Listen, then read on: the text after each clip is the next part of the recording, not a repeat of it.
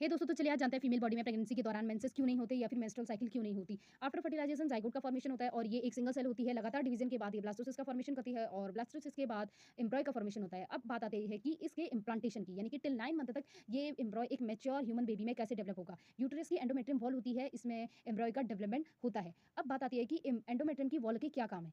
अगर female body में fertilisation नहीं हुआ है, यानी कि कोगुलेशन नहीं हुआ है, तो ये एंडोमेट्रियम की वॉल लगातार झड़ती है। और एंडोमेट्रियम की 2 वॉल होती हैं, स्ट्रैटम फंक्शनैलिस, स्ट्रैटम बेसिलिस। फंक्शनैलिस यानी कि लगातार फंक्शन करती है, लगातार झड़ती रहती है ये वॉल, जिसे हम पीरियड्स के रूप में जानते हैं, और बेसिलिस यानी कि बेस तैयार करती रहती है। फंक्शनैलिस झड़ती रहेगी, बेसिलिस एंडोमेट्रियम की वॉल को बनाए रखेगी। और अगर फीमेल बॉडी में फर्टिलाइजेशन हो जाता है, तो यही एंडोमेट्रियम की वॉल नहीं झड़ेगी, बल्कि ये मैच्योर होती जाएगी, डेवलप होती जाएगी, इसमें म्यूकस सिक्रीट होते जाएगा, किसके डेवलपमेंट के लिए, एम्ब्रॉय के डेवलपमेंट के लिए। अब बात आती है कि एंडोमेट्रियम की वॉल मैच्योर होती कैसे है, किस किस कौन करता है इसे मैच्योर।